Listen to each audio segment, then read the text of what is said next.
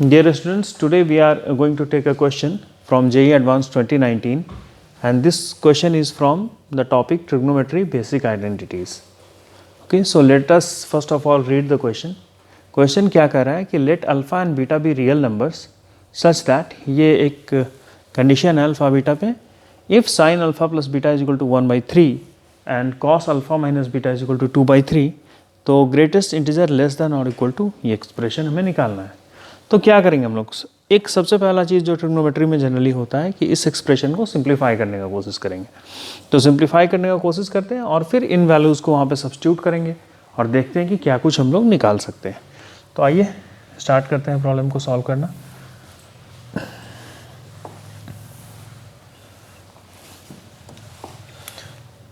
देखिए यहाँ पे first, second, third, fourth term है. अब अगर मैं एक बार देखूँ इन चारों टर्म्स को, तो cos beta sine alpha, cos beta sine beta, sine beta sine, इन दोनों को अगर मैं हैंडल करूं तो ऊपर में मुझे कॉस अल्फा माइनस बीटा का टर्म मिल रहा है.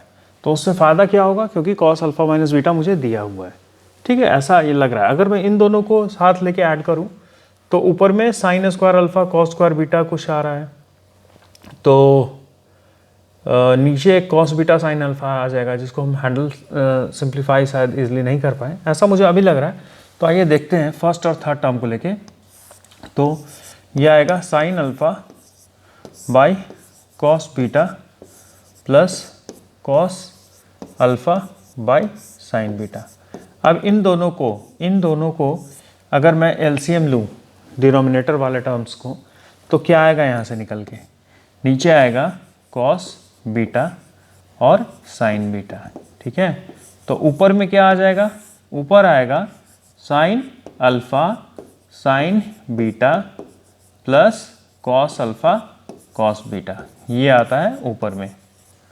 तो इसको देख के ही हम लोग को एक आइडेंटिटी याद आ जाना चाहिए कि ये किसका एक्सपेंशन है? Cos of alpha minus beta का, है ना. ये जो चीज़ है, ये cos alpha cos beta sine alpha sine beta, ये चीज़ है कॉस अल्फा माइनस बीटा का एक्सपेंशन. तो यहाँ से हम लोग लिख सकते हैं कि this is equal to cos alpha minus beta by, अब नीचे भी इसे हम ऐसे क्यों छोड़े, इसे भी कुछ और स्मॉल टर्म में बदल देते हैं. तो 2 से मल्टीप्लाई कर देंगे, 2 से डिवाइड कर देंगे. तो अगर 2 से ऊपर डिवाइड किया और नीचे 2 से मल्टीप्लाई किया तो ये क्या बनेगा? 2 कॉस बीटा साइन बीटा. तो साइन 2 थीटा का एक्सपेंशन क्या होता है? 2 साइन थीटा कॉस थीटा. तो ये किस फॉर्म में आ जाएगा? Sine 2 beta, sine 2 beta. अब यहाँ से फ़ायदा क्या हुआ? फ़ायदा ये हुआ कि कॉस अल्फा माइनस बीटा का वैल्यू हमें नोन है, तो वो 2/3 है. तो ये अब आ जाएगा आपके पास 4/3 1 अपॉन साइन 2 बीटा, है ना. ये आ जाएगा 4/3 1 अपॉन साइन 2 बीटा. अब इसी ढंग से अगर मैं सेकेंड और फोर्थ टर्म को सिंप्लीफाई कर लूँ तो वो क्या होगा? सेकेंड और फोर्थ टर्म को अगर मैं सिंप्लीफाई करने का कोशिश करूं, पहले देख लेते हैं टर्म्स क्या है. कॉस बीटा साइन अल्फा, यहाँ मैं लिख लेता हूँ cos beta upon sine alpha plus sign beta upon cos alpha, sine beta upon cos alpha. अब देखिए ये जो टर्म्स है और ये जो ऊपर वाला था, ये दोनों सिमेट्रिकल है. ठीक है, तो अगर आप यहाँ भी सिंपल एलसीएम लेंगे साइन अल्फा कॉस अल्फा का, तो ऊपर कॉस बीटा कॉस अल्फा जो यहाँ भी था, cos beta cos alpha, sign alpha sine beta यहाँ भी था, यानी न्यूमरेटर हमारा सेम आने वाला है. बस डिनोमिनेटर में डिफरेंस होगा. वो भी क्या डिफरेंस होगा? साइन अल्फा कॉस अल्फा है, इसको हम 2 से मल्टीप्लाई डिवाइड कर देंगे तो ये साइन 2 अल्फा बन जाएगा. तो ये हो जाएगा आपका, डायरेक्टली हम लोग लिख सकते हैं 4/3 1 अपॉन साइन 2 अल्फा. ओके, तो अब हमारे पास ये टर्म आ गया. अब हम लोग क्या करते हैं, जो हमारा एक्सप्रेशन है वो क्या हो गया? रिड्यूस होके, वो हो गया रिड्यूस होके 4/3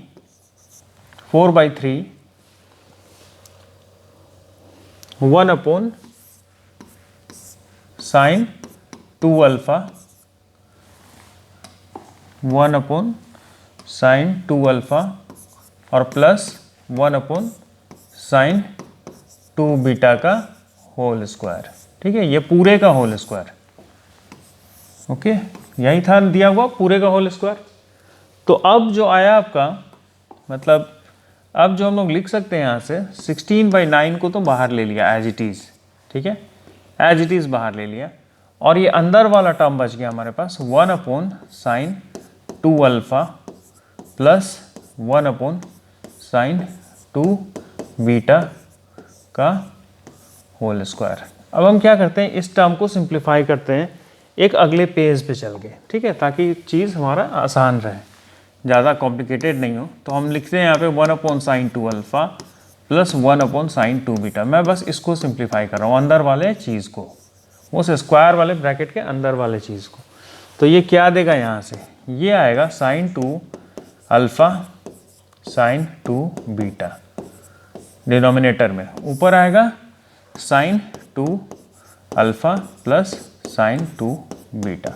अब देखो, ये तुम लोग को पता चल रहा होगा देख के कि ये क्या है, sin c plus sin d, और नीचे जो टर्म है ये, इसको भी हम लोग सम के टर्म्स में लिख सकते हैं।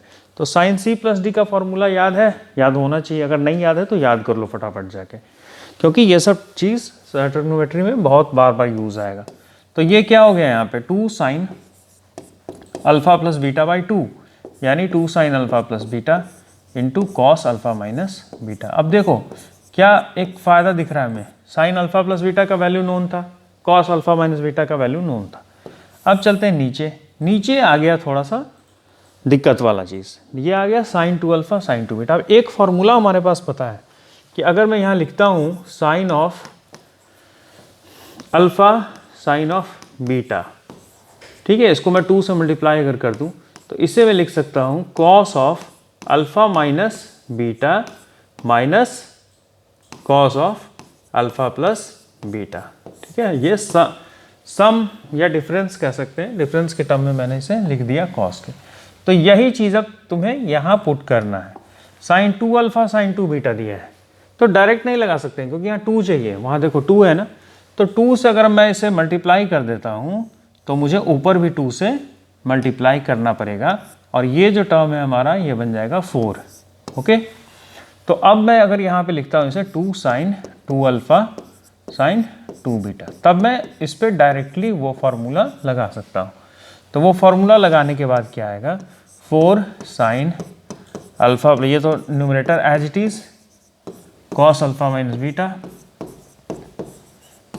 और डिनोमिनेटर में आया cos of 2 alpha minus beta minus cos of 2 alpha plus beta.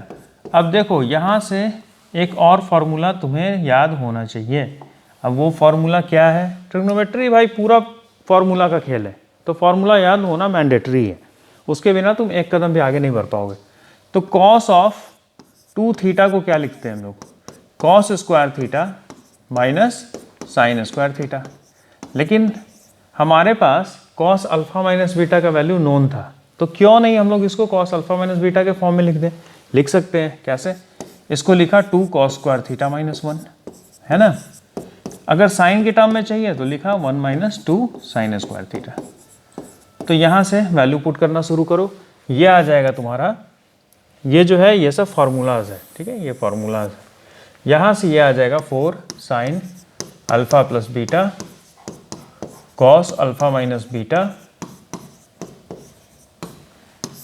इसको लिखोगे कॉस 2 अल्फ़ा माइनस बीटा को 2 cos square alpha minus beta minus 1 minus, यहाँ से इसको साइन के टर्म में लिखोगे। क्यों, क्योंकि मुझे साइन अल्फ़ा प्लस बीटा का वैल्यू दिया हुआ है, मैं इसे भी लिख सकता हूँ चाहूँ तो कॉस के टर्म्स में, लेकिन कोई फ़ायदा नहीं है, कॉस अल्फ़ा प्लस बीटा फिर मुझे निकालना पड़ेगा। तो मैं कम से कम मेहनत में सॉल्यूशन निकालना चाहता हूँ, इसीलिए मैं लिख रहा हूँ 1 minus 2 sine square alpha plus beta. अब देखो यहाँ जितने टर्म्स हैं उन सब का वैल्यूज़ मुझे पता है, जितने टर्म हैं उन सब का वैल्यूज़ मुझे पता है, ठीक है। तो मैं यहाँ से डायरेक्टली अब वैल्यू पुट कर सकता हूँ, 4 into sine alpha plus beta क्या था 1/3, कॉस अल्फ़ा माइनस बीटा क्या था 2/3, ये क्या है 2 2 cos square alpha minus beta, 2 cos square alpha minus beta, तो क्या होगा 2 इंटू 2/3 का whole square minus 1 minus 1 minus 2 sine square alpha plus beta, यानी 1/3 का होल स्क्वायर।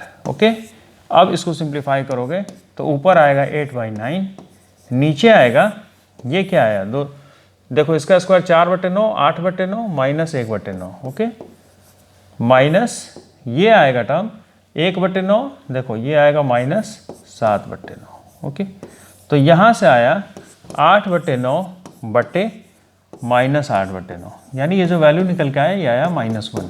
ओके, -1 का वैल्यू आया। अब क्या करना था, हमने क्या किया, इस टर्म का वैल्यू ही तो कैलकुलेट किया ना, ये टर्म हमारा निकल के आया -1, तो क्या हो गया 16/9 इंटू -1 का होल स्क्वायर। अब देखो ये आ गया 16/9, तो 16/9 से just lower integer less than और इक्वल टू जो इंटीजर है वो क्या होगा 1 होगा।